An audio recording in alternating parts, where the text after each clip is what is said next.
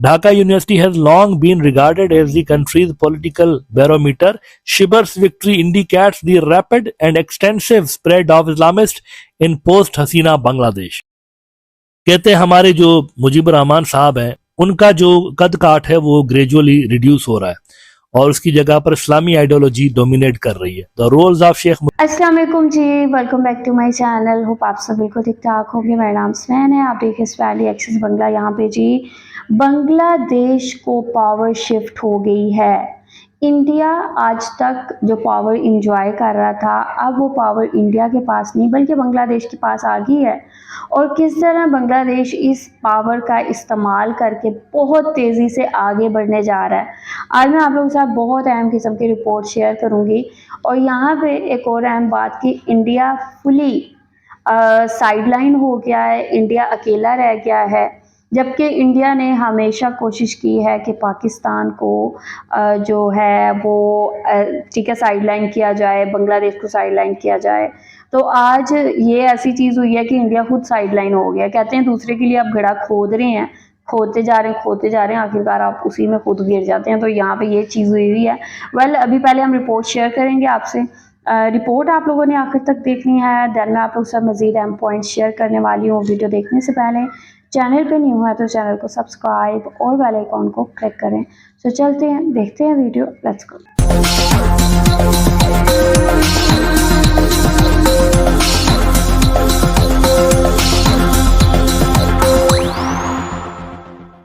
पिछले दिनों बांग्लादेश के अंदर ये जो ढाका यूनिवर्सिटी में इलेक्शंस हुए हैं और इन इलेक्शंस के नतीजे में जमात इस्लामी की स्टूडेंट विंग ने इतनी बड़ी कामयाबी हासिल की है. इस कामयाबी ने इंडिया के अंदर बहुत सारों की नींदें हराम कर दी हैं. उनके जो पॉलिसी मेकर्स हैं, उनके जो एक्सपर्ट्स हैं, उनके जो थिंक टैंक्स हैं, उनके अंदर एक परेशानी है, एक पैनिक है. क्योंकि ढाका यूनिवर्सिटी के इलेक्शंस कोई आम इलेक्शंस नहीं होते. इस हवाले से मैंने यहाँ पर बात करते हुए कहा था कि ये असल में बांग्लादेश की पॉलिटिक्स का क्रेडल माना जाता है, बांग्लादेशी पॉलिटिक्स की रूट माना जाता है. ढाका यूनिवर्सिटी का जो इलेक्शन होता है ना, वो कौम के मिजाज को जाहिर कर रहा होता है कि किस डायरेक्शन में बांग्लादेश की पॉलिटिक्स जा रही है. तो इंडिया के पॉलिसी मेकर्स इस हवाले से परेशान है कि एक आइडियोलॉजिकल शिफ्ट ग्राउंड लेवल पर आ गया है, ग्रास रूट लेवल पर, स्टूडेंट्स की लेवल पर एक आइडियोलॉजिकल शिफ्ट पूरा का पूरा आ गया है. एक ऐसा शिफ्ट आ गया है कि जहां पर इस्लामी नजरिए ने जगह बना ली हुई है. पहले जो मुजीबुर रहमान साहब का लादीन नजरिया था जिसमें मजहब की कोई गुंजाइश नहीं थी और एक सेक्युलरिज्म और इंडिया की दोस्ती पर मबनी जो एक नजरिया था उसको उठाकर फेंक दिया गया है और उसकी जगह पर एक इस्लामी जो नजरिया है उसको ज्यादा पजीराई मिल रही है स्टूडेंट्स के अंदर. इस पे इंडियंस परेशान है और ये परेशानी उनके मीडिया, उनके जो एक्सपर्ट्स हैं, उनके जो इवन लॉ मेकर्स हैं, उनकी बातों में आपको साफ तौर पर नजर आ रही है. आज शशि थरूर ने एक आर्टिकल लिखा है. शशि थरूर इंडिया का मेंबर ऑफ पार्लियामेंट है, एमपी है और मोदी साहब के भी करीब समझे जाते हैं, बीजेपी के. वैसे ये कांग्रेस पार्टी के हैं लेकिन ये बीजेपी के भी बड़े करीब समझे जाते हैं. और हाल ही में ऑपरेशन लंगूर की नाकामी के बाद इंडिया ने जो डेलीगेशंस भेजे थे मुख्तलिफ मुल्कों के अंदर अपनी पोजीशन को क्लियर करने के हवाले से, उनमें से जो इंपॉर्टेंट तरीन मुल्क थे वहां पर शशि थरूर ही लीड कर रहा था असल में. तो ये इंडिया की मौजूदा सेटअप का आप समझ सकते हैं कि सबसे बड़ा इंटेलेक्चुअल माना जाता है. इन्होंने आज ओपिनियन लिखा है एनडीटीवी के अंदर इन्हीं इलेक्शंस के हवाले से. वो कहते हैं कि the Dhaka blip, why India can not afford to look away. The student wing of the Jamaat-e-Islami swept the Dhaka University Central Students Union elections, a stunning victory that marks the first time an Islamist student group has gained control of this influential body since 1971. Total धबरदूस हो गया वो कहता है.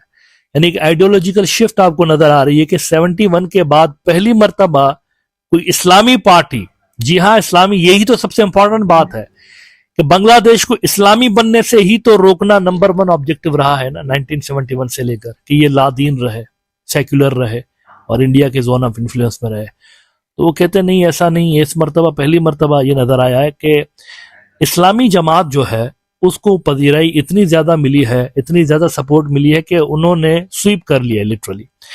इसीलिए वो कहते हैं कि to understand the significance we must first look at the context. The Dhaka University election is more than just a campus poll. It is historically a political barometer for the nation. The victory of Islami Chhatra Shibir, the Jamaat-e-Islami student wing, is a clear signal of deep-seated public frustration with the country's two traditional powerhouses, the now banned Awami League and the Bangladesh Nationalist Party. Both parties over decades have become synonymous, fairly or unfairly, with corruption, nepotism and political violence, leaving a significant portion of the electoral disillusioned. अच्छा, ये BNP के लिए भी by the way lesson था. देखें, कुछ BNP के नेता जो थे बीच में, उनको शौक चढ़ा था इंडिया के साथ दोस्ती करते हैं, वो गैप फिल करते हैं जो कि अवामी लीग ने छोड़ा. ये अवामी लीग का फिल करदा गैप जो है ना, कोई ना ही छोड़े तो बेहतर है, क्योंकि जो इस गैप को फिल करेगा वो ऑटोमेटिकली इंडिया के कैंप का बंदा शुमार होगा या कैंप की पार्टी शुमार होगी. तो बीच में कुछ लोगों को ये एक खुशफहमी चढ़ी थी वहां पर बीएनपी के अंदर, इंडिया के साथ दोस्ती बनाते हैं, लेकिन वो बुखार जल्दी उतर गया, क्योंकि मूड जो है पब्लिक का वो आपके सामने है. लोग बात सुनने को तैयार नहीं इस हवाले से. इंडिया इतना ज्यादा अनपॉपुलर है, यानी इलेक्शन हारने का बांग्लादेश में जो सबसे सिंपल तरीका है ना, वो यही है कि कोई पार्टी अनाउंस कर दे कि हम इंडिया के दोस्त हैं, फिर देखें किस तरह से उनका डाउनफॉल स्टार्ट होता है. इंडिया की सूरत हाल ये हो गई है. असल में जो अल्टरनेट्स है ना, उनको पजीराई मिल रही है, उनको नई नस्ल के अंदर सपोर्ट मिल रहा है, लेकिन जो प्रो इंडिया पार्टी है उनके लिए कोई गुंजाइश यहाँ पर नजर नहीं आ रही. अच्छा, बीएनपी ने कोर्स करेक्शन की है बाय द वे. बीच में जैसे कि मैंने कहा, थोड़ा सा इंडिया ने बहुत ज्यादा राब्ते बढ़ाने की कोशिश की थी बीएनपी के साथ बीच में, लेकिन बीएनपी वालों ने लिफ्ट नहीं करी बाद में. मेरे ख्याल से वो जल्दी समझ गए कि ये डेंजरस है बहुत ज्यादा इलेक्टोरल हवालों से.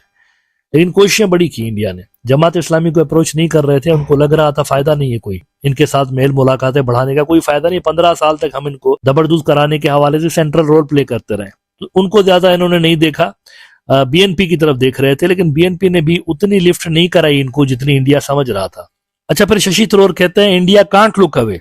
अ जमात majority government or a powerful Jamaat presence in a new coalition would present a complex and potentially hostile scenario for India.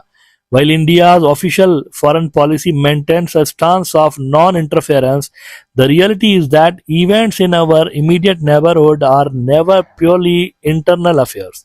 A more radical dispensation in Dhaka could embolden anti-India elements along the border, particularly in cooperation with the Pakistani ISI, and lead to a significant increase in security challenges. ये ISI जो है ना, इनके हवासों पे बैठ गया है. इनका जो सबकॉन्शियस माइंड है ना, मैं आपको हकीकत बता रहा हूँ, इनका जो सबकॉन्शियस माइंड है ना, उसमें ISI बैठा हुआ होता है. हर चीज को ISI के साथ जोड़ने की कोशिश करता है. बांग्लादेश में भी इनको डर ये है कि अगर यहाँ पर ISI आ गया तो क्या होगा हमारा, क्या रूलिंग पार्टी तो क्या अपोजिशन पार्टी, सबकी एक ही जैसी जबान आपको इस हवाले से नजर आती है. अच्छा, द फेडरल ने भी लिखा हुआ है, why Jamaat Islami win in Dhaka university ring warning bells for India. ये इंडिया का एक बड़ा न्यूज आउटलेट है द फेडरल. ये कह रहे हैं वार्निंग बेल्स बज गए हैं. जमात इस्लामी की स्टूडेंट विंग की जो विक्ट्री है, ये जाहिर कर रही है कि वार्निंग बेल्स बज रहे हैं. Islamist take over of university synonymous with Bangladeshi nationalism shows pro-Pakistan Jamaat's strong standing in 2026 polls and trouble it will foment for India if it wins. असल मसला ये है, कह रहे हैं वो जो इस्लामी आइडियोलॉजी है ना, उसने नेशनलिज्म को, यानी उसके ऊपर हावी हो गई है बांग्लादेश के अंदर. वो जो नेशनलिज्म हम चाह रहे थे, इथनिक नेशनलिज्म होना चाहिए जिसको अवामी लीग लीड करती थी, लादीन किस्म का, यानी 90% से ज्यादा मुसलमान है एक मुल्क के अंदर, लेकिन कहते हैं कि उसको आप इस्लामी नजरिए से दूर रखिए, एक लादीन किस्म का मुल्क बनाइए. और जमात इस्लामी को जो पजीराई मिल रही है, इसमें वो कह रहे हैं कि नेशनलिज्म वाला जो हमारा कार्ड है वो पिट रहा है. फास्ट स्प्रेड ऑफ इस्लामिस्ट उन्होंने कहा है, खुद भी मान रहे हैं कि बांग्लादेश में तेजी के साथ उनको सपोर्ट मिल रही है लोगों की. Dhaka university has long been regarded as the country's political barometer. Shibir's victory indicates the rapid and extensive spread of Islamist in post Hasina Bangladesh. कहते हैं हमारे जो मुजीबुर रहमान साहब हैं, उनका जो कद काठ है वो ग्रेजुअली रिड्यूस हो रहा है और उसकी जगह पर इस्लामी आइडियोलॉजी डोमिनेट कर रही है. The roles of Sheikh Mujibur Rahman and Sheikh Hasina have been gradually erased from Bangladesh contemporary history by the Islamist dominated caretaker regime in Dhaka headed by Nobel laureate Muhammad Yunus, Pakistan's Jamaat-e-Islami leader Hafiz Naeemur Rahman expressed hope that the historic victory of the students will help Bangladesh to liberate itself from India's conspiracy। ये नईमुर रहमान साहब ने पिछले दिनों एक बयान दिया था कि इतने अरसे तक ये जो बांग्लादेश के ऊपर असर और रसूख कायम करने के लिए इंडिया ने साजिशें की हुई हैं, ये वाली विक्ट्री बांग्लादेश को उन साजिशों से आज़ादी देने में मदद करेगी। पाकिस्तान की जमात इस्लामी भी काफ़ी मुनज़्ज़म जमात है। अगर आप डिसिप्लिन के हिसाब से देखें तो शायद ये पाकिस्तान की सबसे ज़्यादा डिसिप्लिन्ड जमातों में से एक समझी जाती है। जब भी मुजाहरे करते हैं या कोई प्रोटेस्ट करते हैं, लाखों की तादाद में उसमें लोग होते हैं। पाकिस्तान में जो सबसे बड़े मुजाहरे होते हैं, पावर में भले ही जमात इस्लामी कम आ रही हो, यानी उनके पास सीटें भले ही कम हो, लेकिन ये जब भी मुजाहरे करते हैं ना, तो पाकिस्तान में सबसे बड़े प्रोटेस्ट इनके होते हैं। बहुत बड़ी तादाद में लोग आ रहे होते हैं। गजा के हवाले से रिसेंटली इन्होंने मिलियन मार्चेस किए हुए हैं, बहुत सारे लोग उसके अंदर आए। इससे पहले भी मुख्तलिफ मुद्दों को लेकर इन्होंने बड़े बड़े प्रोटेस्ट किए हुए हैं, तो वो भी काफी मुनज़्ज़म जमात है। लेकिन ये चीज मानना पड़ेगी कि इंडिया, पाकिस्तान और बांग्लादेश तीनों की जमात इस्लामियों को कंपेयर करें अगर आप, तो सबसे ज्यादा ऑर्गेनाइज्ड जो जमात इस्लामी है वो बांग्लादेश की है। वो सबसे ज्यादा डिसिप्लिन्ड भी है, और इसकी एक वजह शायद ये भी हो सकती है कि उन्होंने सबसे ज्यादा सख्तियां सही हुई हैं। पाकिस्तान और इंडिया की जमात इस्लामियों ने वो सख्ती नहीं बर्दाश्त की जो कि इन्होंने की हुई है 15 साल तक। इन्होंने तो ये तो लाइन ऑफ फायर में रहे हैं ना, इनके ऊपर तो इंडिया भी इनके पीछे, तो हसीना भी इनके पीछे, सारे इनके पीछे। 15 साल तक ये ऐसे ही रेजिस्ट करते रहे। लेकिन अब वो कहते हैं ना, टेबल्स हैव बीन टर्न्ड, और ये जो इलेक्शंस के रिजल्ट्स हैं ढाका यूनिवर्सिटी के, वो शो कर रहे हैं कि इनका जो ग्राफ है वो काफी ज्यादा इंप्रूव हुआ है।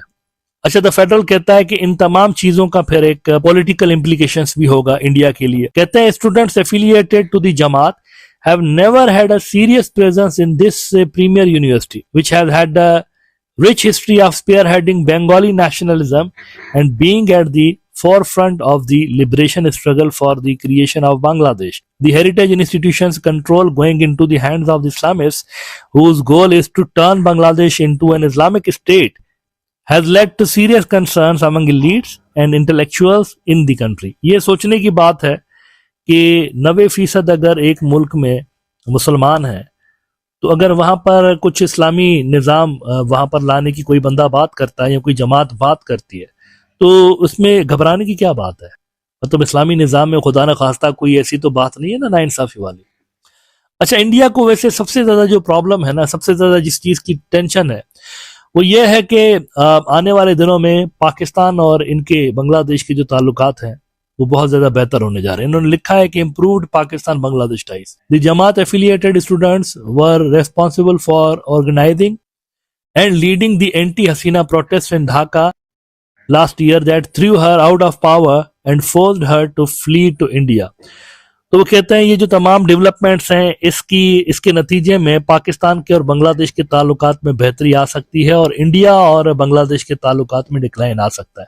तो इंडियन जो एक्सपर्ट्स हैं, चाहे उनके मेंबर ऑफ पार्लियामेंट्स हों, चाहे उनके थिंक टैंक्स हों, चाहे उनके पॉलिसी मेकर्स हों, ये तमाम फिलहाल सकते में है ढाका यूनिवर्सिटी के अंदर होने वाले इलेक्शंस का नतीजा देखकर। इनको लग तो रहा था कि कुछ बेहतर परफॉर्म करेगी जमात इस्लामी, लेकिन इतने बढ़िया जो रिजल्ट मिले हैं जमात इस्लामी को, इससे मेरे ख्याल से वो ज्यादा घबराए हुए हैं और उनको लग रहा है कि अगर यही पैटर्न नेशनल इलेक्शंस में नजर आया तो it will be game over for them.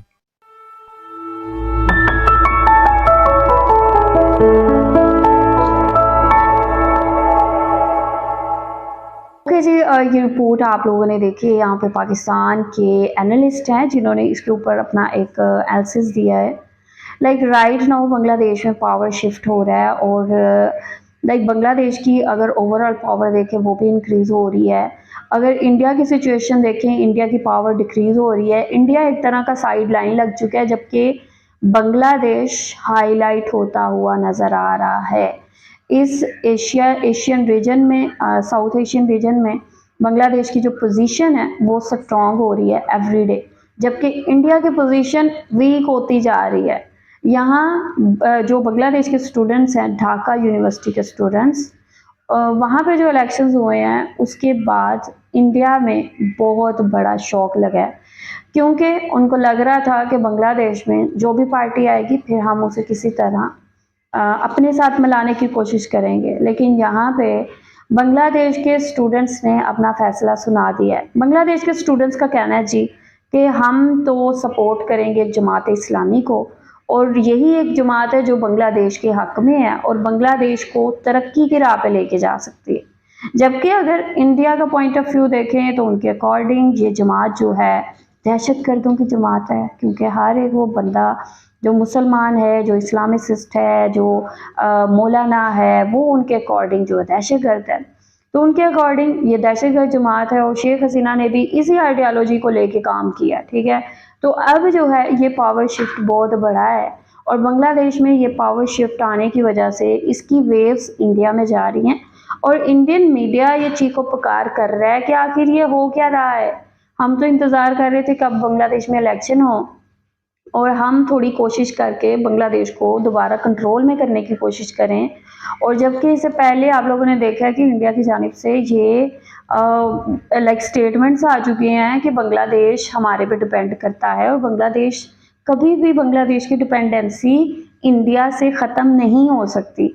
तो यहाँ पे एक बहुत बड़ा शौक है जो इंडिया में गया है, जिसकी वजह से इंडियन मीडिया हर जगह चीखता पुकारता हुआ नज़र आ रहा है कि बांग्लादेश तो यार हमारे हाथ से गया, क्योंकि यहाँ पे सब कुछ अब जो स्टूडेंट्स कर रहे हैं वो अपनी मर्ज़ी के अकॉर्डिंग कर रहे हैं और जो स्टूडेंट अपने मुल्क की तरक्की चाहते हैं उनको ये ज़्यादा बेहतर पता है कि कौन सी जमात है जो मुल्क के लिए बेहतर अंदाज में काम कर सकते हैं, मुल्क के लिए बेहतर तरीके से काम कर सकती है, ठीक है। तो यहाँ पे आप लोग क्या कहेंगे, आप लोगों का क्या पॉइंट ऑफ व्यू है, आप लोग जो भी कहना चाहते हैं लास्ट में बताएं कमेंट सेक्शन में। वीडियो को लाइक शेयर लाजमी करें, अपना ख्याल रखें, अपने चैनल का भी। I will see you till then, take care, अल्लाह हाफिज़, बाय बाय।